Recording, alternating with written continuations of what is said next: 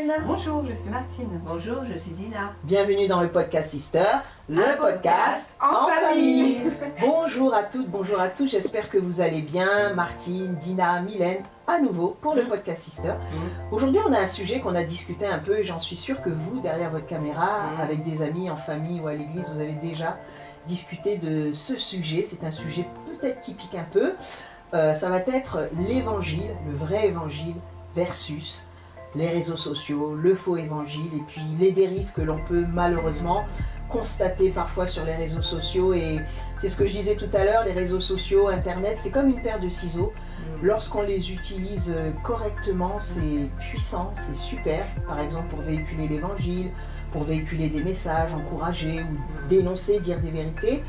Mais parfois on peut aussi se blesser avec des ciseaux. Et c'est vrai qu'Internet, les réseaux sociaux mal utilisés, on peut aussi se blesser. Et c'est vrai que nous, en tant qu'enfants de Dieu, même si Dieu nous a donné tous des dons, différents talents, etc., on a tous à cœur de véhiculer l'évangile, que ce soit au travers d'un chant, au travers d'une peinture.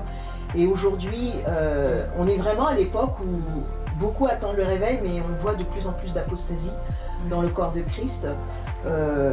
Malheureusement, qui passe par les réseaux sociaux, des non-sens, que ce soit dans l'église ou autre. Et aujourd'hui, on se demande à quoi ressemble un vrai disciple, en fait, parce que c'est vrai que la Bible dit que Jésus demande aux serviteurs de Dieu de faire des disciples, mais à quoi ressemblent les vrais disciples? Parce que parfois, ce qu'on voit sur les réseaux sociaux n'est pas l'image du vrai disciple-là et de ce qu'étaient les disciples. La plupart d'entre eux sont morts crucifiés à l'envers, sciés en deux, décapités. Aujourd'hui, c'est plus ça. C'est marrant ce que tu dis parce qu'en fait, tu parles des réseaux sociaux, de ce qu'on y voit, mais en même temps, les pasteurs, les chrétiens, les prédicateurs, c'était les premiers à diaboliser quand il y a eu quand Internet est sorti. Enfin, peut-être pas Internet. Tout comme la batterie à l'époque, c'est l'instrument du diable, tu disais. Oui, et quand il y a eu Facebook, je crois que c'est le premier Facebook qui est sorti, ou Messenger, je sais plus, non, Facebook, où on peut mettre sa vie privée en scène. Ouais. Et combien de pasteurs, de prédicateurs étaient en train de dire c'est le monde, ne regardez pas ça, n'allez pas, c'est du diable. C'est vrai qu'au départ, quand Facebook, Instagram sont sortis, alors les prédicateurs, on va dire, je ne vais pas dire les prédicateurs, il y a les leaders spirituels, on va dire, les responsables de département, quoi que ce soit, étaient en train de entre guillemets diaboliser, voilà, c'est pas bien. C'est le monde, c'est en parlant des réseaux sociaux. Les réseaux sociaux. Et puis après, ils ont vu que ça pouvait être un moyen de s'en approprier, un moyen de... Tiens, on peut l'exploiter d'une certaine façon. Alors au début, on nous a dit oui, utilisez vos réseaux sociaux, mais c'est pas pour vous mettre en scène à la plage ou pas pour... On entendait ça, pas vous mettre en scène à la plage. Je vais voir sur vos réseaux. Ils regardaient nos réseaux, je vous vois en maillot de bain, je vous vois en train de faire ci, mais vous partagez pas l'évangile. Et c'était presque culpabilisant d'avoir un réseau social et de poster des choses. Maintenant, en fait, ils ont pris le côté, mais pire que nous, on pouvait l'avoir utilisé avant. C'est-à-dire que c'est la mise en scène de leur vie, en fait. Je trouve que c'est la mise en scène de leur vie quotidienne. Sous prétexte Catherine à la plage, pasteur Catherine à la plage, pasteur Catherine fait ses courses, pasteur Catherine dans sa voiture. Et le résultat, c'est que, en fait, j'ai l'impression que moi c'est l'impression que c'est un peu le prétexte de l'évangile, mais en fait, on ne voit pas trop l'évangile. On voit des pasteurs qui deviennent omniprésents, en fait, leurs fidèles, ils les voient partout, en fait. Ils les voient à l'église, ils les voient dans les émissions télé, on les voit dans leur voiture, on les voit en train de faire leur course, en train de faire de la planche à voile, en train de faire du vélo. C'est l'omniprésence, en fait, ça fait limite rébarbatif, mais dans la vie quotidienne de tous les jours, c'est limite. Et je trouve que les fidèles, comme on dit, les personnes qui les regardent, sont dans cette dynamique où on admire, on adule, elle est bien, finalement elle est cool, finalement elle est gentille, on est en train d'idolâtrer, je trouve. On construit quelque chose qui... en fait, il y a des choses qui sont mises en scène, mais c'est vrai qu'aussi bien que les réseaux sociaux, c'est parfait pour différentes choses, prêcher l'évangile, etc. Mais quand on est dans le christianisme, dans tout ce qui est service, ministère, etc., il faut faire quand même très attention parce que de l'évangile que Christ nous demande de prêcher, l'évangile vraiment, parce qu'on est à la fin des temps et on a besoin de révéler Christ. Je dis pas qu'il faut pas se montrer sur les réseaux sociaux, il y a une marge. J'ai même l'impression que l'Église et certains, je ne vais pas dire serviteurs parce que je ne suis pas là pour juger les gens, mais on bascule dans une apostasie qui en fait, on se demande si c'est Christ qui est représenté comme tu disais, ou si c'est soi, ou si on se sert soi finalement, parce que les réseaux sociaux, ça rapporte, faut le dire, que ce soit financièrement, au niveau de la réputation, vous êtes vu, vous êtes en vue, etc. Sauf que l'évangile que Christ nous a présenté et celui qui nous demande de présenter, de répercuter, c'est un évangile où les gens meurent à eux-mêmes. Ça ne veut pas dire qu'on n'a pas le droit d'avoir des réseaux sociaux, qu'il faut être super religieux, je ne me montre pas. Je ne parle pas de cet aspect-là.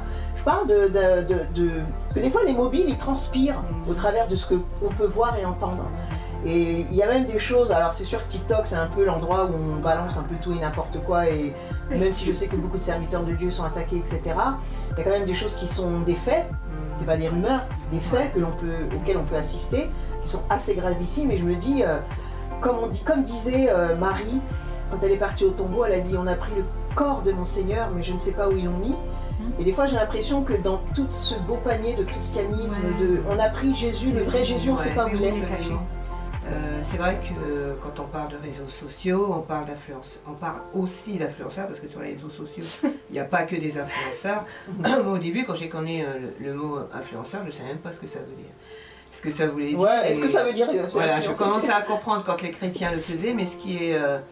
normalement, influenceur, c'est qu'on est censé influencer quelqu'un sur un sujet ou sur un sujet, et nous, en tant que chrétiens, il faut qu'on fasse attention de ne pas faire comme le monde, faut le dire. Et on regardait une vidéo avec Tine qu'on avait vue d'un homme de Dieu, je me rappelle plus son nom, qui était très fâché parce que les soi-disant influenceurs, soi-disant hommes de Dieu et qui se dit influenceurs ou pas, ce qu'ils faisaient, ce qu'ils démontraient, ça n'avait rien à voir avec l'évangile. C'est-à-dire qu'au lieu d'influencer, parce que quand on dit influencer, on est censé, nous en tant que chrétiens, influencer les gens à être sauvés, à faire le bien, à faire comme Christ, à connaître la parole, etc. Tandis que là, quand on regardait, il expliquait que quand on regardait les soi-disant influenceurs, tout était centré sur eux et que l'évangile n'était plus là. Et les âmes. Et que les âmes, elles sont où je veux dire, dans ta façon de parler, d'influencer, dans ce que tu présentes, où sont les âmes, qu'est-ce que tu apportes qu'est-ce que tu apportes pour le ciel, Bien sûr, pour le faut ciel, le dire, on aura des comptes à rendre, même les influenceurs aussi auront des... parce que quand on est influenceur, je pense qu'on a une autorité, on a la possibilité d'emmener quelque chose de puissant et de merveilleux pour les gens, chrétiens ou non chrétiens.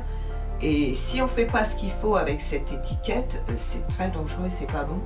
Et il ne faut pas non plus que les gens tombent en tant qu'influenceurs dans le moi. C'est-à-dire que je suis influenceur, mais je veux que les gens me regardent. Je veux être la meilleure influenceuse, je veux présenter mieux. Et quand je regarde certaines personnes, c'est vraiment centré sur eux et je ne vois absolument rien de l'évangile. En fait, le système nous rend égocentriques, en fait. Voilà. C'est un système qui nous rend égocentriques. Alors j'ai rien contre les selfies, mais c'est révélateur en fait. Selfie, c'est self, alors que comme tu disais, la base de l'évangile, c'est le contraire, c'est plutôt pour les gens. Je pense que les gens se perdent. Au début, peut-être, je les défends pas, mais je pense qu'ils veulent essayer de bien faire. Au départ, en disant, je vais apporter l'évangile, je sais bien parler, j'ai une bonne prestance et tout ça. Mais après, à force de faire ou à force de regarder comment font les autres, je ne sais pas, ils se perdent. Et du coup, ils en perdent la raison pour laquelle ils ont commencé cela, où ils influencent. Mais tu sais, moi, je trouve qu'en soi, on crache pas sur des pasteurs qui puissent montrer des choses de leur vie privée. Bien sûr. À l'excès. Parce que moi, j'ai un plaisir à regarder il y a un certain prédicateur aux États-Unis qui se poste en train de faire des challenges bucket là, de l'eau. Ice bucket challenge. Voilà, des choses rigolotes. Il est même des fois en train de pêcher, sur son bateau, quoi que ce soit, parce que je sais que c'est un pasteur qui est super bienveillant, qui fait du bien dans son église, qui a un bon témoignage, qui a une bonne... Et j'ai pas de mal à le voir entre guillemets, mettre en scène sur les réseaux sociaux. Et on sait que c'est pas toujours le cas. Quand toi-même t'es pas bien, t'es torturé, par une situation dans l'église et que tu vois des influenceurs chrétiens, ton pasteur ou ton responsable d'équipe ou quoi que ce soit, de département qui se met en scène, c'est le bonheur, il rigole, les gens l'adulent, les gens, il est rigolo, les commentaires, c'est une personne rigolote, on vous aime et tout ça.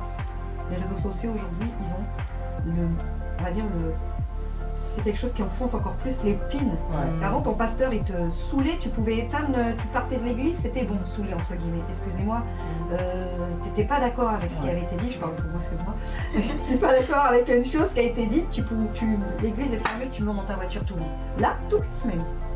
Tu te reprends ça dans la figure, quoi. Toute la semaine en fait. Après, il y a deux niveaux, je pense qu'on est tellement pris, maintenant en plus avec l'intelligence artificielle, on est tellement pris dans le virtuel, des réseaux sociaux, etc., qu'on en oublie que Dieu n'est pas là-dedans, dans le sens où, bien sûr, Dieu est là-dedans, on prêche l'évangile avec les réseaux sociaux, mais c'est que un jour, on se tiendra devant lui et Dieu va pas venir avec tes 1 million d'abonnés, tes 100 000, tes 10 000, et va pas te dire, t'as pas bien fait le ministère, t'as 3 vues, t'as super fait le ministère, t'as 5 000 vues. Ça va pas être ça avec Dieu. Dieu va nous juger sur nos mobiles. Et surtout, il ne faut jamais oublier une chose, c'est que le socle de l'évangile, c'est pas les réseaux sociaux, c'est l'amour. Donc, comme tu disais tout à l'heure, on peut avoir des serviteurs de Dieu, pasteurs ou influenceurs qui font des choses sur les réseaux sociaux, qui se mettent en scène dans de best life. On appréciera si c'est quelqu'un de bienveillant. Voilà, qui va vous dire des choses, et puis les gens qui ne connaissent pas mettent des amens et tout ça, mais puis par derrière, cette personne est un tyran. Vous pensez que la personne va faire une belle vidéo, elle va avoir 5000 vues, super, quel grand ministère, grand homme de Dieu. Vous pensez que le ciel voit ces choses, et que derrière la personne est un tyran? Pourquoi on est séduit et on pense que Dieu ne voit pas les mauvaises choses que l'on fait? Je pense que l'évangile, avant tout, c'est l'amour. Alors, ça ne veut pas dire qu'on n'a pas le droit d'être sur les réseaux sociaux, qu'on n'a pas le droit d'être un pasteur qui se met en scène, pas du tout. Mais parfois, on a une forme d'hypocrisie, j'irais même à dire une apostasie, qui est dangereuse. Et malheureusement, alors, je ne dis pas que je ne donne pas foi à tout ce qui est dit et fait sur TikTok, ni sur Facebook, etc. Je ne donne pas foi à tout ce qu'on dénonce. Mais des fois, il y a des faits. Il y a vraiment des faits qui me disent, de personnes qui prêchent pourtant un évangile très stable, très solide et très beau, je me dis, mais je pense que là, je ne vois pas Jésus-Christ dans tout ça. Je sais pas où va l'évangile. Pourtant, on a besoin d'un réveil. On parle du réveil, tout le monde veut le réveil. Mais aujourd'hui, l'apostasie, elle est d'une force. Les gens ne s'en rendent même pas compte. Et je pense que le plus grave dans tout ça, c'est que le peuple de Dieu est vraiment séduit à un niveau parce que les gens n'arrivent plus à discerner pour eux-mêmes ce qui est bien, ce qui est mal, ce qui est normal, ce qui n'est pas normal. Quand un leader ou une personne en responsabilité maltraite la personne que Dieu lui a confiée, parce que Dieu confie, Dieu m'a confié mes enfants, il vous a confié des enfants, Dieu t'a confié des enfants, Dieu vous confie des âmes, et que ces âmes sont torturées sous un leadership, et puis qu'on voit après cette personne faire de jolies vidéos, je me dis, mais le ciel n'est pas comme nous, le ciel n'est pas la terre. Le ciel rendra vraiment, Dieu rendra à chacun vraiment selon ses œuvres. Et il y a beaucoup d'œuvres qu'on ne voit pas. Quand on entend le mot apostasie, moi je compare ce mot à aveuglement. Exactement. Quand les gens sont aveuglés, je ne pense pas que tous les gens qui ont voulu faire tout ce qui est influence, tout ce qu'ils veulent influencer, je ne pense pas qu'ils étaient mauvais à la base. Mais, ils ont bien commencé. Ils ont bien commencé, mais à un moment donné, il y a eu cette séduction du succès, cette séduction qui est venue de se comparer. Et c'est vrai que quand on entend le mot apostasie, c'est fort. Et ça devrait réveiller les gens. Ouais. Moi, quand j'ai compris ce mot il y a longtemps, je me dis, oh là là, ça rigole pas, donc il faut que je fasse attention à tout ce que je dois présenter, tout ce que je dois montrer aux enfants, aux moniteurs, etc. Même à moi-même, je devrais faire attention à comment je pense, etc. Et je pense que les gens oublient ce qui est marqué dans la Bible, parce que si tu lis la Bible, il y a beaucoup de passages où on pense à l'apostasie, et où on pense au retour de Jésus, où on pense qu'est-ce que tu as fait avec ce que je t'ai confié. Et je pense que Jésus nous confie de belles choses, et il veut qu'on l'utilise aussi à travers les réseaux sociaux. Bien sûr. D'accord ? Parce qu'il y a beaucoup de choses, de merveilleuses choses qui passent. La preuve, Podcast Sister, ça voilà, c'est l'évangile avance pour la famille, vite, pour le bien de la famille, etc. Pour l'évangile. Et je pense que les gens sont vraiment, ils sont proches, ou alors ils sont dans l'apostasie, je ne sais pas. Mais ils devraient vraiment revenir à l'évangile, comme tu dis, revenir aux âmes. Pourquoi je fais ça? Qu'est-ce que ça va m'apporter? Qu'est-ce que Jésus pense de ça, etc. C'est des questions que les gens ne se posent pas quand ils sont aveuglés. En général, quand on est aveuglé, on ne se pose pas les bonnes questions et on s'oublie et on s'égare. On s'égare, mais c'est clair. En même temps, je repensais à tout à l'heure, vous avez parlé de brebis, des âmes. Les réseaux sociaux, en même temps, on entend beaucoup en ce moment les brebis gagner des âmes. On entend. C'est vraiment c'est commercial. Ouais. J'ai l'impression, c'est le chiffre d'affaires. Et le chiffre d'affaires, gagner des âmes, on en oublie vraiment. Les âmes, moi les âmes, c'est vrai que c'est devenu un terme, ça fait un peu bizarre, hein, c'est âme, personne, c'est de quoi on parle. Donc moi, il faut plutôt parler des personnes qui ont besoin, qui sont pas bien, qui ont envie d'entendre l'évangile, qui ont envie de peut-être d'aller sur un réseau social et de voir un évangile, pas un pasteur riche avec une Rolex rouler en BM et avoir quelqu'un qui lui ouvre sa porte. Parce que là, il se dit, mais c'est une église, c'est quoi? Cette espèce d'adulation autour du ministère et autour de l'homme et la femme. Et on entend le discours derrière, gagner des âmes.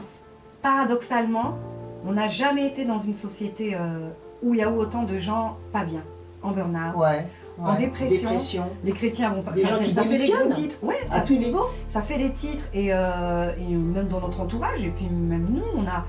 Et parallèlement, l'évangile sur les réseaux sociaux augmente. Ça devrait être l'inverse en fait. Ouais. On devrait avoir plus de personnes qui veulent se tourner vers l'évangile et non pas suivre un gourou. Et là, on voit des jeunes courent de plus en plus dans les églises pour voir un gourou et plus pour voir un pasteur prêcher. Mais de toutes les façons, Christ l'avait annoncé que c'est des signes des derniers temps, même si on souhaite tous qu'un jour il y ait un réveil, que les choses s'arrangent, etc. Parce que le réveil commence par la maison de Dieu. Hein. Le réveil, c'est pas uniquement les âmes qui viennent, c'est surtout les chrétiens qui se mettent d'équerre avec Dieu. Faut pas oublier ça. Les gens souvent voient le réveil, plein d'âmes qui viennent toquer à l'église, mais si l'église n'est pas prête à s'occuper des âmes, comme tu disais tout à l'heure, c'est bien de se mettre en scène quand on est leader, etc. Sur Internet, il n'y a rien de mal. Moi, je ne juge pas, je regarde, il y a des choses qui plaisent, d'autres qui ne plaisent pas. Mais je me dis, en fait, le fond du truc, c'est l'autre, comme tu disais tout à l'heure, c'est comment tu vas. Avant de vouloir gagner la terre, je pense qu'il faut déjà prendre soin des âmes qui sont sur place et que ces âmes aussi s'assurer qu'elles ne quittent pas l'église en étant brisées. Voilà. On les égare parce qu'on les attire à l'église et là, ils adulent un homme qu'ils ont vu sur les réseaux qui était tellement médiatisé, tellement sous la lumière que c'est lui qui suivent. Mais Jésus, c'est vrai que ta belle-mère disait, venez à Jésus, venez pas à l'église. Et là, on nous dit, venez à l'église, gagnez des âmes, gagnez des âmes, gagnez des âmes. Et on reste dans le système en fait. Ça fait peur. On reste dans le système et ce qui est l'une des choses qui fait peur et moi personnellement que je trouve qui est très très grave à l'époque à laquelle on vit, c'est peut-être l'époque qui veut ça, c'est qu'aujourd'hui, c'est vrai que tu l'as dit tout à l'heure, il y a une forme d'idolâtrie et ça a été le plus grand péché dans le cœur de Dieu. L'idolâtrie, ce n'est plus dirigé vers Dieu et c'est le mot apostate, c'est éloigné. Donc on peut être dans l'église, tout ça, et en même temps être éloigné de Dieu. Et cette idolâtrie, elle est tournée vers l'homme en fait aujourd'hui. Parce que une personne, va avoir... C'est le culte de la personnalité. Le culte de la personnalité. Alors c'est à deux vitesses parce qu'il y a ceux qui savent que les gens les adulent mais qui n'acceptent pas cette adulation qui reste simple et puis il y a ceux qui en jouent, qui sont comme une éponge, qui aspergent ces choses et qui aspirent ces choses, qui s'en imprègnent et c'est là où on est en danger, où le corps de Christ est en danger quand tu dis un leader est trop adulé, ça devient un gourou et la force du gourou c'est l'adepte. Tant qu'il y a des adeptes, il y aura des gourous. Et puis les dérives, et puis les adeptes. Voilà, je dis pas que les leaders, les serviteurs sont des gourous, pas du tout, mais je me dis on voit des fois des choses. C'est attristant, quoi, c'est grave. C'est vrai que je regardais une scène, encore une fois, je parle Joseph.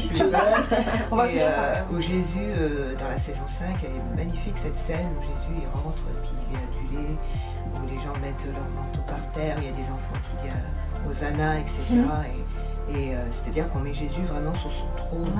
Et c'est merveilleux, c'est beau, et c'est lui qu'on doit aduler, c'est lui, il n'y a pas de meilleur influenceur au monde que Jésus. Vrai. Et quand je regardais ces personnes qui se font et qui se laissent et qui veulent être adulées, je me dis mais c'est tellement triste et le Saint-Esprit doit être vraiment triste parce que en fait c'est comme s'il retirait Jésus de son trône et que les gens mettaient ces personnes-là à la place de Jésus, c'est-à-dire j'enlève Jésus et je mets une autre personne sur son trône.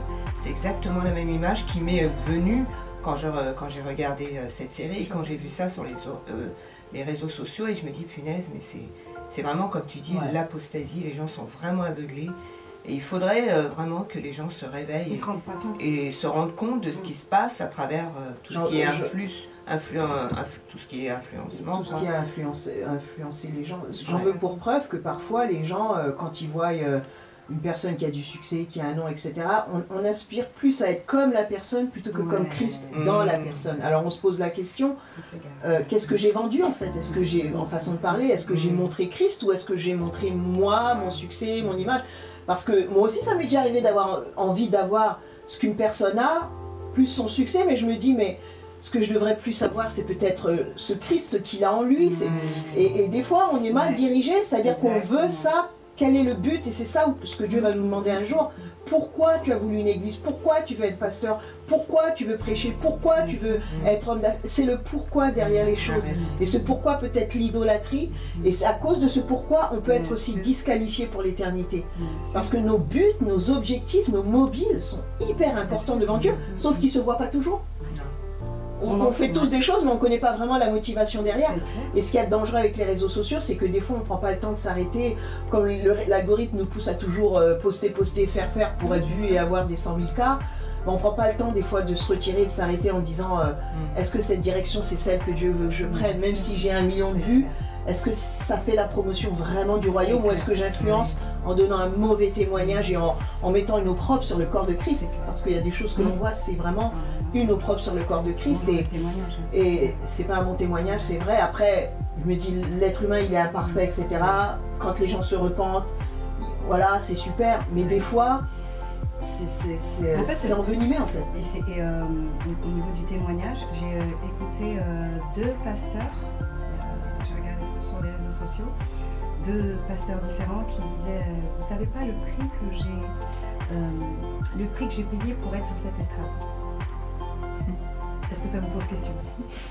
Le prix que j'ai payé pour être sur cette estrade. Alors, déjà sur mobile. Qu'est-ce que les mobiles, c'est-à-dire déjà parle de ton témoignage, parle plutôt. Je dis voilà, j'ai été quelqu'un qui était j'étais pas bien avant, je cherchais quelque chose, j'ai trouvé Dieu, voilà. Mais pas le prix que comme si être sur l'estrade, c'est quelque chose qui a fallu payer le prix. Puis la personne, elle se dit méritant. Et voilà, et la personne qui regarde, il faut que ces gens soient comme moi en fait.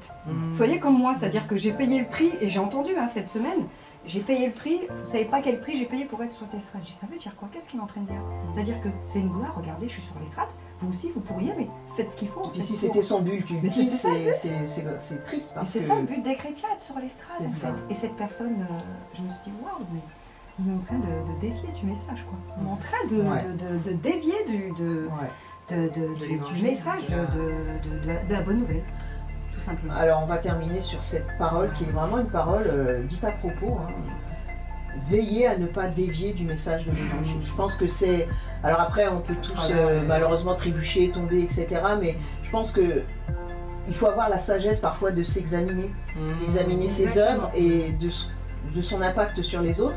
Parce qu'il y a... Et c'est un jour un serviteur de Dieu qui a dit ça, c'est Jésus qui lui avait dit ça, et j'aimerais terminer avec cette phrase. Il y a ceux qui servent Dieu et ceux qui se servent de Dieu. Se servent de Dieu, oui. Ceux qui servent Dieu, voilà. Et quand on se sert de Dieu, on veut être la vedette entre guillemets, et on se met en scène, alors que, voilà. Donc c'est vrai que c'était un sujet piquant, je vous avais prévenu, dites-nous ce que vous en pensez dans les commentaires si vous le souhaitez. Vous pouvez nous suivre donc sur la chaîne RFE dans la playlist Podcast Sister. Je vous dis à très bientôt et puis on espère se retrouver bientôt pour un prochain épisode. Que Dieu vous bénisse. Bye bye.